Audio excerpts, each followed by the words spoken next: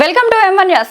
ప్రజల సమస్యలపై ప్రశ్నిస్తే అరెస్టులు, విద్యార్థుల సమస్యల కోసం పోరాడితే నిర్బంధాలు, ఉద్యోగుల తరపున నిలబడితే అణచివేతలు. ఇదే నా ప్రజాస్వామ్య పాలన అంటూ బీఆర్ఎస్ నేతలు కాంగ్రెస్ ప్రభుత్వంపై తీవ్ర స్థాయిలో మండిపడుతున్నారు. బీఆర్ఎస్ నేతలు హరీష్ రావు, చెల్లా ధర్మారెడ్డి అరెస్టులను ఆ పార్టీ నాయకులు తీవ్రంగా ఖండించారు. ప్రజా సమస్యలను ప్రభుత్వం దృష్టికి తీసుకెళ్లడం, విద్యార్థులు మరియు ఉద్యోగుల సమస్యలపై పోరాడడం తమ బాధ్యతగా భావిస్తున్నామని బీఆర్ఎస్ నేతలు పేర్కొన్నారు. ప్రతిపక్ష నాయకుల గొంతు నొక్కే ప్రయత్నాలు ప్రజాస్వామ్యానికి విరుద్ధమని విమర్శించారు.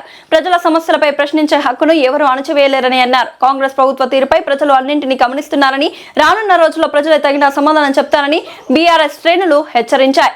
మొత్తంగా హరీష్ రావు, చెల్లా ధర్మారెడ్డి అరెస్టుల అంశం తెలంగాణ రాజకీయాల్లో మరోసారి అధికార ప్రతిపక్షాల మధ్య మాటల యుద్ధానికి దారితీస్తోంది.